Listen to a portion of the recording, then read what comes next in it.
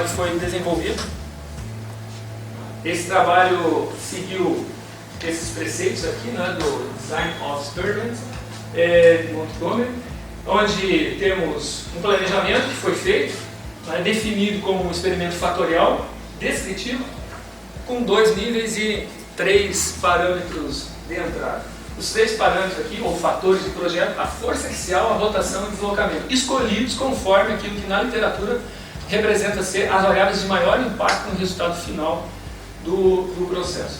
Os fatores mantidos constantes, né? Todos os elementos soldados na matriz de experimento são feitos por um mesmo material, retirados do mesmo bloco. Né? A geometria foi mantida constante. Essa força de recalque, a força depois que para a rotação, foi mantida também constante e igual. O tempo de aplicação dela também foi mantido o mesmo para todos os experimentos. Esses fatores, eles aconteceram, eles variaram, só que nós consideramos que a variação não tem um impacto significativo, eles não são significativos. A temperatura inicial do processo, embora o processo tenha sido realizado no laboratório com ambiente de temperatura controlado, certo? Mas isso no planejamento não teve uma faixa pré-definida. E a temperatura inicial do material e, por consequência, a temperatura do ambiente. Então, esses são os fatores utilizados.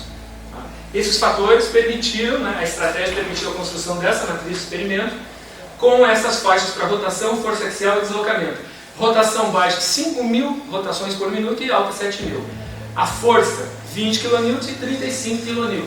Deslocamento 9 e 10. Esses parâmetros vieram por analogia com outros experimentos com outros aços. Tá? Um pré-teste, né, para verificação da adequação do equipamento, a possibilidade de ele alcançar essas faixas, certo? Obedecendo também o limite do equipamento, existe uma faixa limite, né, de aplicação de força e rotação do equipamento, e o deslocamento ele foi também baseado na literatura com um percentual com relação ao volume a ser preenchido. Existe uma folga no início do processo entre o furo e o pino. Esse volume vai ter que ser preenchido pelo material do pino misturado com o material do bloco. Então, os valores sugeridos na literatura são de que esse preenchimento deve ser realizado por total e um acréscimo ainda de 30%. Então, no momento que se define o deslocamento, o meu deslocamento definido aqui de 9 mm, ele atende a preencher totalmente o espaço e, além disso, ter material para mais de 30% desse espaço. Para quê? Para permitir, por aquele efeito de retirada das impurezas, né, que ele permaneça no colar, para forçar a formação de um colar, né, para permitir a formação, o preenchimento completo da junta. O tempo de forjamento aqui foi mantido constante, 3 segundos. E a força de forjamento aqui é a força axial. Então permanece, nesse caso aqui, por exemplo, 35 kg aplicado durante a rotação do pino. Depois que a máquina para a rotação do pino, segue aplicando uma carga de 35 kN durante 3 segundos. A partir da matriz do experimento, eu passo então para o registro das temperaturas ao longo do processo.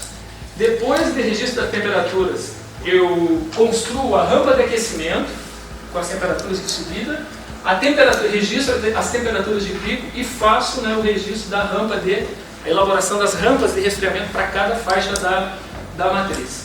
Para então obter as equações das 3 características do ciclo térmico, que é o valor, né, da rampa o tempo de subida, o tempo de descida e a temperatura de pico atingido. O equipamento utilizado para isso é o equipamento do Laboratório de Metalurgia Física da Universidade Federal do Estado do Rio Grande do Sul. E aqui então foi o pino utilizado, o bloco utilizado, a pinça, né, e outros equipamentos ali para fixação.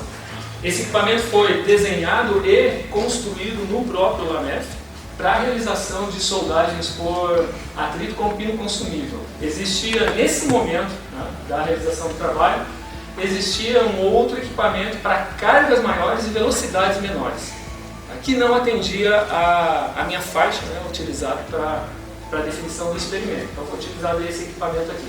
Esse equipamento tem a possibilidade de a realização de um monitoramento de todos aqueles 3 elementos, certo? E isso tudo é registrado por um sistema de controle, tá? E o acionamento aqui é totalmente automatizado, né? Então aqui a única coisa manual é a preparação da peça e o alinhamento não, o posicionamento do pino, né? Com relação à superfície inicial onde ele vai começar o processo. O restante o próprio equipamento se encarrega de verificar. É equipamento de acionamento hidráulico, então feito lá pelo pessoal de Porto Alegre.